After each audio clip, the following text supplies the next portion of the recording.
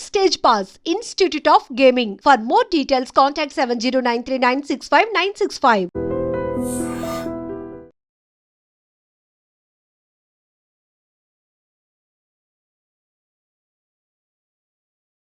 ఫోరెమ్స్ గురించి చెప్పారు సార్. వాళ్ళకి బీటెక్ జేసినాక ఎంత మంచి ఆపర్చునిటీస్ ఉన్నాయో. బట్ ఇప్పుడు బీటెక్ చేసే స్టూడెంట్స్ మీరెప్పుడూ చూడండి వాళ్ళ చేతిలో స్మార్ట్ ఫోన్స్. ఆ 4 ఇయర్స్ అట్లా ఆ ఫోన్‌లలో గడిపేస్తూ ఉన్నారు. మరి బీటెక్ చదివాక వాళ్ళకి మంచి కెరీర్ ఉండాలి అనంటే ఈ 4 ఇయర్స్ ఎడ్యుకేషన్‌లో సబ్జెక్ట్స్‌తో పాటు ఎలాంటి స్కిల్స్ డెవలప్ చేసుకుంటే వాళ్ళకి 4 ఇయర్స్ అయిపోయాక మంచి జాబ్ వచ్చే అవకాశాలున్నాయి. మంచిగా కెరీర్‌లో సెటిల్ అయ్యే అవకాశాలున్నాయి? యెస్. చాలా ఇంపార్టెంట్ క్వెషన్ ఇది. ఇది తెలుసుకుంటే చాలు ఉదయ, వీళ్ళు BTech students BTech final year అయిపోయిన తర్వాత హ్యాపీగా వాళ్ళకి కళ్ళు మూసుకున్న వాళ్ళు కెరియర్‌లో సెటిల్ అయిపోతారు. హ్మ్. ఏంటంటే ఇప్పుడు ఎలాగైతే నేను 4 ఎమ్స్ తయారు చేశానో, అలాగ ఒక చిన్న ఫార్ములాతో మీకు చెప్తాను. దాని పేరే ఎల్ఐసి పాలిసీ. ఎల్ఐసి అంటే మనకు అందరికీ ఎల్ఐసి మీకు ఐడియా ఉంటది కదా! మీ ఇంట్లో కూడా ఎల్ఐసి పాలిసీ చేసుంటారు కదా! Hmm. LIC life insurance corporation. ఈ ఎల్ఐసి లాంటిదే L stands for logical thinking, I stands for interpersonal communication, C stands for core subjects. Hmm. అంటే ప్రతి బీటెక్ స్టూడెంట్ ఈ 3 స్కిల్స్ మీద ఫోకస్ చేయండి. ఎల్ అంటే మీ కాలేజ్ సబ్జెక్ట్స్‌తో పాటు లాజికల్ థింకింగ్ డెవలప్ చేయండి. రెండోది ఐ అంటే ఇంటర్పర్సనల్ కమ్యూనికేషన్ స్కిల్స్ డెవలప్ చేసుకోండి. Communication skills. అయితే 2 చేశారు. మూడోది మీ కోర్ సబ్జెక్ట్స్ కూడా మీరు డెవలప్ చేసుకోవాలి. ఈసీఏనా, ట్రిపుల్ ఈనా, సీఎస్ఈనా, మెకానికలా ఆ సబ్జెక్ట్స్ మీద మంచి కమాండ్ తెచ్చుకోవాలన్నమాట. ఈ 3 స్కిల్స్ ఉన్నాయంటే డెఫినిట్‌గా వాళ్ళు సక్సెస్ సాధిస్తారు మాట బీటెక్ అయిపోయిన తర్వాత. హ్మ్. దాన్ని డీటెయిల్‌గా మీకు ఇప్పుడు ఎక్స్‌ప్లెయిన్ చేస్తాను. రెడీనా మీరు? యాహ్! అండి. Nice. Sure. Yeah! Important skills కొన్ని చెప్తాను చూడండి. టాప్ 3 స్కిల్స్ అని చెప్పాను ఇక్కడ మీకు. ఏంటంటే బీటెక్ ఫస్ట్ ఇయర్ చేరిన స్టూడెంట్స్ ఏ స్కిల్స్ అక్వైర్ చేసుకోవాలి. దీని మీద చాలా మందికి క్లారిటీ ఉండదండి. నేను చాలా సింప్లిఫై చేసి చెప్తున్నా. ఇప్పుడు నేను చెప్పే ఈ పాయింట్ గుర్తుపెట్టుకోండి. బీటెక్ స్టూడెంట్స్‌తో పాటు పేరెంట్స్ కూడా గమనించండి. మీకు అర్థమయ్యేటట్టు నేను సింప్లిఫై చేసి ఒక కోడ్ రాశాను. ఏంటంటే ఎల్ఐసి. అంటే స్టూడెంట్స్ అనుకుంటారు.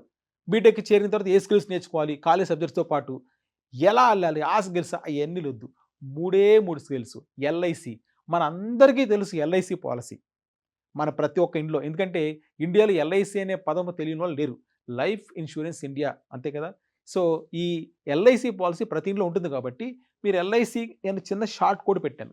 ఏంట్రా అంటే ఈ టాప్ 3 స్కిల్స్ పేరెంట్స్ మీరు కూడా మీ పిల్లలకి చెప్పొచ్చు. బీటెక్ చదువుతున్న స్టూడెంట్స్‌కి మీరు ఫోన్ చేసి సరే ఈ ఎల్ఐసి స్కిల్స్ నేర్చుకోరా అని చెప్పొచ్చు.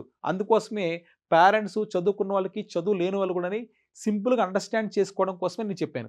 నంబర్ 1 ఎల్ అంటే లాజికల్ థింకింగ్. ప్రతి డిగ్రీ స్టూడెంట్ బీటెక్ అయినా డిగ్రీ స్టూడెంట్ అని గుర్తుపెట్టుకోండి. మీరు డెవలప్ చేసుకోవాల్సిన స్కిల్స్ లాజికల్ థింకింగ్ డెవలప్ చేసుకోవాలి. లాజికల్ థింకింగ్ లేకపోతే మనము ఈ కంప్యూటర్ సైన్స్ విద్యార్థి కోడింగ్ రాయలేడండి. కోడింగ్ లాజికల్ థింకింగ్ ఉండాలి. సో, ఎలక్ట్రికల్ ఇంజినీరింగ్, ఈసీఈ ఏదైనా కూడా మీరు లాజికల్ థింకింగ్ అప్లై చేయండి. ఏంటి లాజికల్ థింకింగ్ అంటే మీ బ్రెయిన్‌లో ఒక రీజనింగ్ పవర్ డెవలప్ చేసుకోవాలి. ప్రాబ్లమ్ సాల్వింగ్ స్కిల్స్ కూడా మీకు ఇది చాలా ఇంపార్టెంట్. ఇది ఒక ప్రాబ్లమ్ సాల్వింగ్‌కి ఇంజిన్ లాంటిదన్నమాట. ఏది? ఈ లాజికల్ థింకింగ్ అనేది. తార్కిక నైపుణ్యం అంటాము.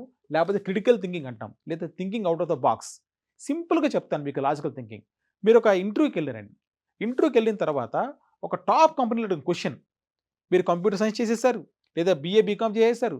బీఎస్సీ చేసేసారు. ఒక మంచి కంపెనీకెళ్ళిన తర్వాత వాళ్ళు అడిగే క్వెషన్స్‌లో మీ సబ్జెక్ట్స్‌తో పాటు లాజికల్ థింకింగ్‌ని కూడా వాళ్ళు టెస్ట్ చేస్తున్నారు. ఏంటి లాజికల్ థింకింగ్ టెస్టింగ్ అంటే మనం ఆలోచిస్తే సింపుల్‌గా ఒక క్వెషన్ చెప్తాను చూడండి. ఇన్ఫోసిస్ లాంటి కంపెనీలో కూడా ఒక క్వెషన్ అడిగారు. కాకి లెక్కండి. కాకి లెక్క అంటే ఏంటంటే మీరు చిన్నప్పుడు స్కూల్‌లోనే చూసారు. ఒక కరెంట్ తీగ పైన 10 కాకులున్నాయి. ఒకసారి మీరు ఒక కాకిని కాలిస్తే ఎన్ని కాకులు అక్కడ మిగులుతదని క్వెషన్ మాట. బాగా ఆలోచించండి. ఒక కాకి లెక్క. There are 10 crores on electricity cable. If you shoot one of them how many crores will remain there? ఇది క్వెషన్ మాట మనకి. ఈ కాకి లెక్క గురించి నాకు మా గురువుగారు ఎండమూరి వీరేంద్రనాథ్ గారు చాలా సెషన్స్‌లో స్టూడెంట్స్ అడుగుతుంటారు. ఈ క్వెషన్‌కి ఆన్సర్ సరిగ్గా చెప్పలేకపోతున్నారు.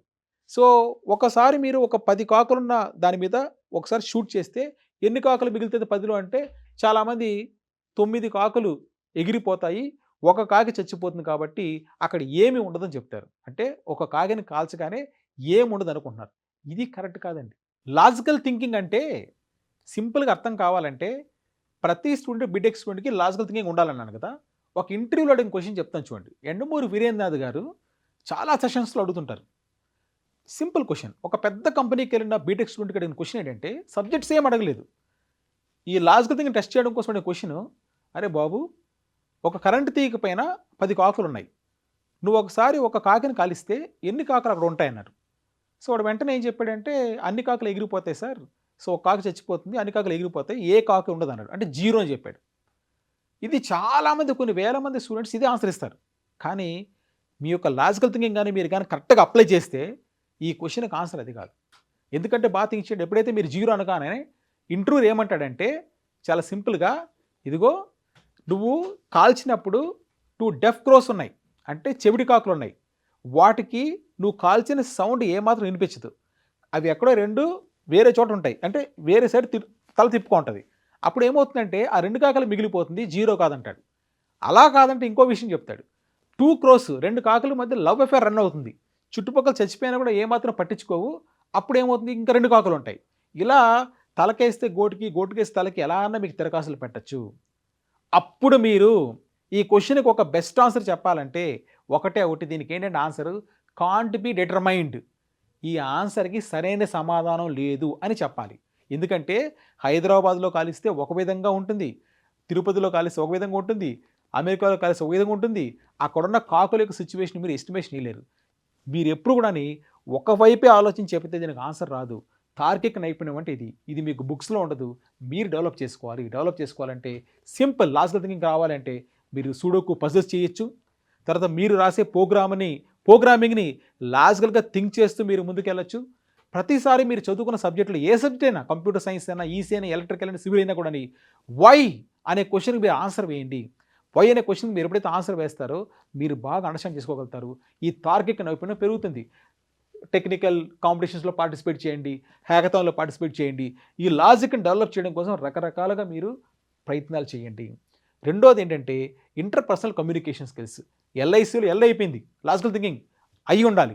బీటెక్ స్టూడెంట్స్ ఫస్ట్ ఇయర్ నుంచి 4th ఇయర్ లోపల మీరు బాగా స్కిల్స్ డెవలప్ చేసి సెటిల్ కావాలంటే రెండో స్కిల్ ఇంటర్పర్సనల్ కమ్యూనికేషన్. అంటే మీరు అందరితో కమ్యూనికేట్ చేయాలి.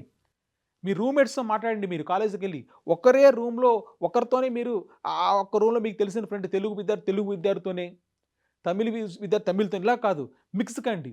డైవర్సిటీ మీరు పెంచుకోండి. సో మీ ఫ్యాకల్టీతో మీరు ర్యాపో పెంచుకోండి. ఫ్యాకల్టీతో మాట్లాడండి. మీరే చొరవ తీసుకోండి. ఎవరు మన దగ్గరకు వచ్చి మాట్లాడించరు. రకరకాల కాంపిటీషన్స్లో మీరు పార్టిసిపేట్ చేయండి. ప్రతి పేపర్ ప్రజెంటేషన్లో మీ పేరు ఇవ్వండి. టెక్నికల్ క్విజెస్లో మీకు ముందుకెళ్ళండి. మీకు స్టేజ్ ఫియర్ ఉందా, దాన్ని పోగొట్టుకోవడం కోసం రకరకాల కాంపిటీషన్ మీరు పార్టిసిపేట్ చేయండి. ఆ డైస్ ఎక్కండి. ఇలా మీరు ఐని డెవలప్ చేసుకోండి. సరే, లాజికల్ థింకింగ్ డెవలప్ చేస్తున్నారు, కమ్యూనికేషన్ స్కిల్స్ డెవలప్ చేస్తున్నారు.